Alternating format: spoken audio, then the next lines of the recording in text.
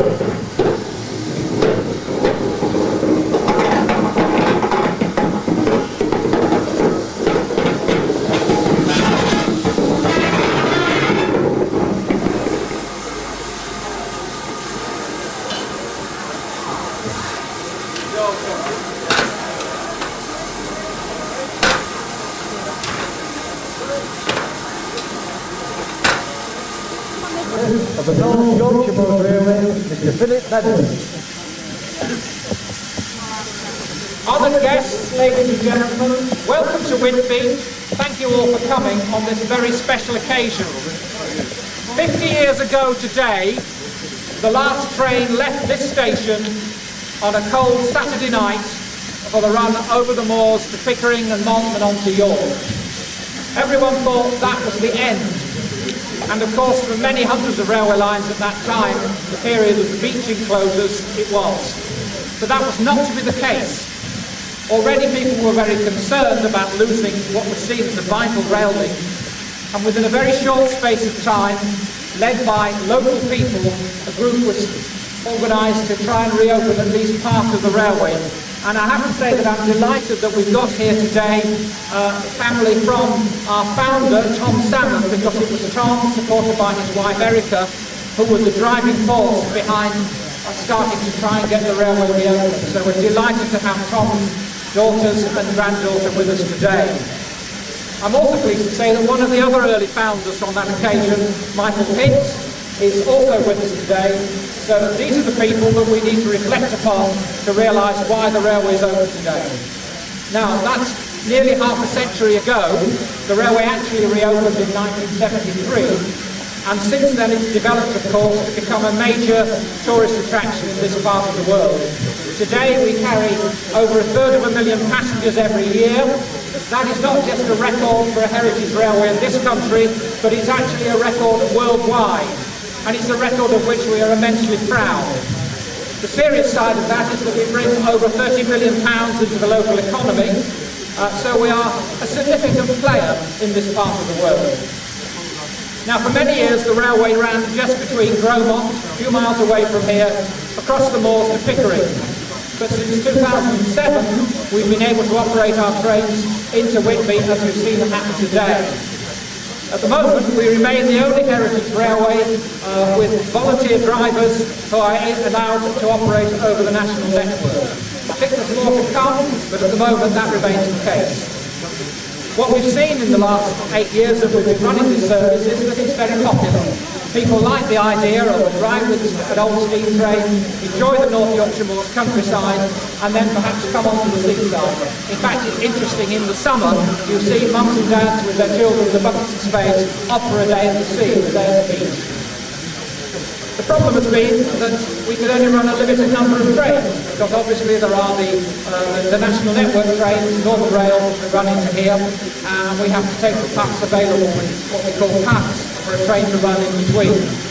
So the scheme was developed to expand the station here. And what you see today is a transformation of Whitby Station from the way it was even just a year ago, with the second platform that the train has run into today.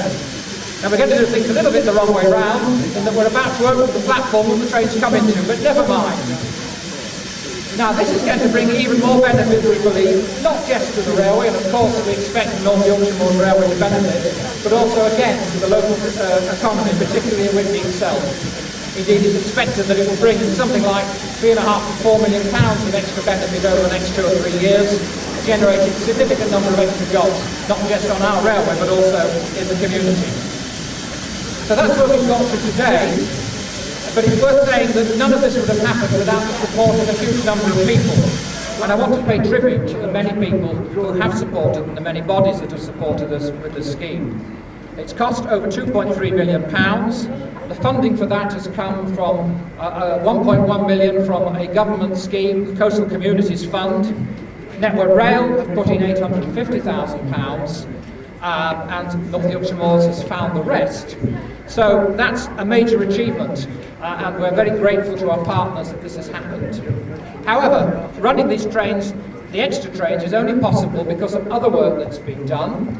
And just down the road at Grosmont, we've completed a major re-signalling scheme, which means that we've now got much more flexibility in the way we can run trains. Essentially, we can pass trains going to and from Whitby. That work has all been done by our volunteers. It's seen the restoration of an old signal gantry. If you go under you'll go under that gantry as you travel on a train between Whitby and Grosmont. which actually was the last of its kind. It was in use at Scarborough, Falsgrave signal box outside Scarborough until about 3 years ago when removed by Network Rail. Because it was the last of its kind in the country, once there were thousands of these structures, then it had a preservation order on it, it was listed, and so Network Rail had to find a use for it, and I'm delighted to say that they donated it to us, for which we are very grateful, and it's now doing its proper purpose of signalling trains in and out of Grosmont. I mentioned volunteers, and it's important to reflect on the volunteer aspect. The railway was started by volunteers. Volunteers remain at the heart of the railway, as they have done throughout the last 40 plus years of operation.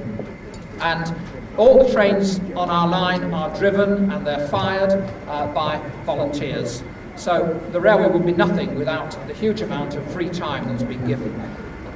Now, as far as this project is concerned, there are many people who need to be thanked, and the risk is that I will miss somebody. But I wish to thank especially our partners in the scheme. I'm thinking particularly of Network Rail. I'm thinking of coastal communities who provided so much of the funding.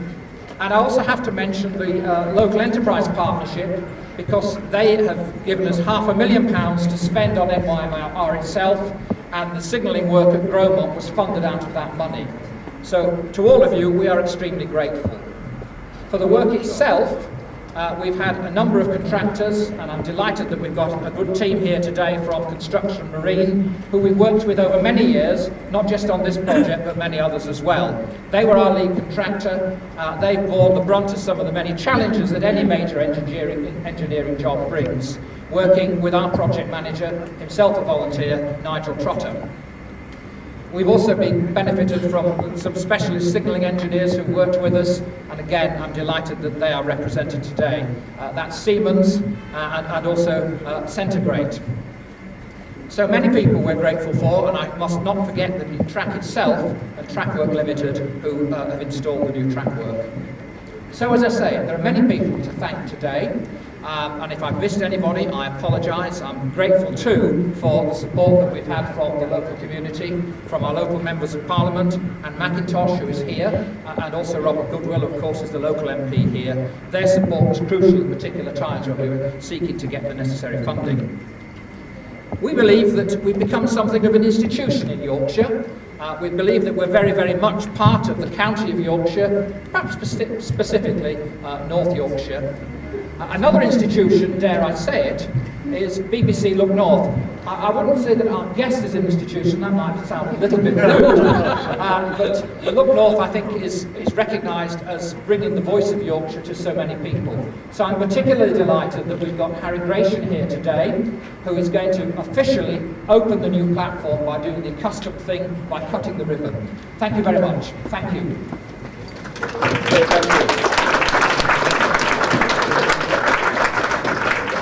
Guests on platform 2, but the real guests on platform 1. You're the real guys, aren't you?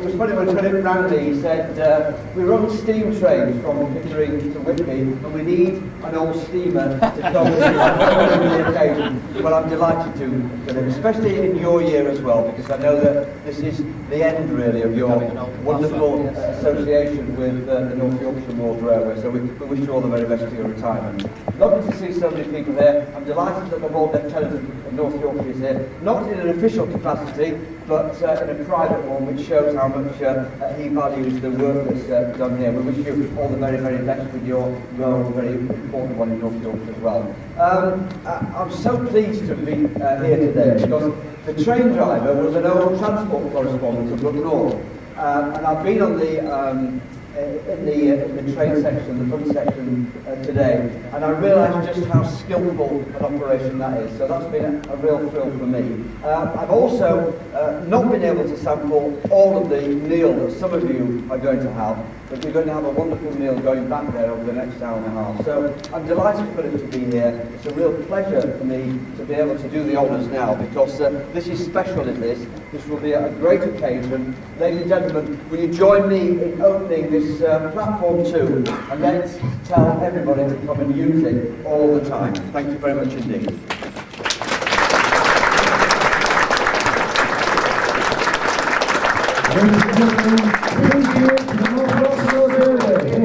Hooray! Hooray!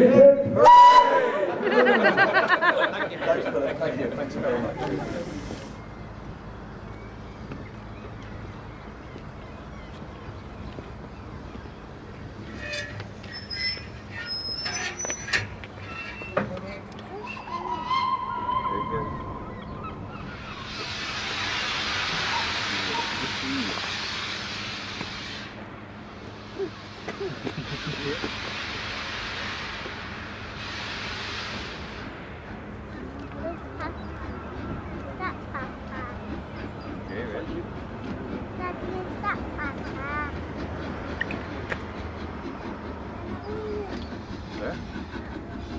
want a wee wee? Is it moving yet?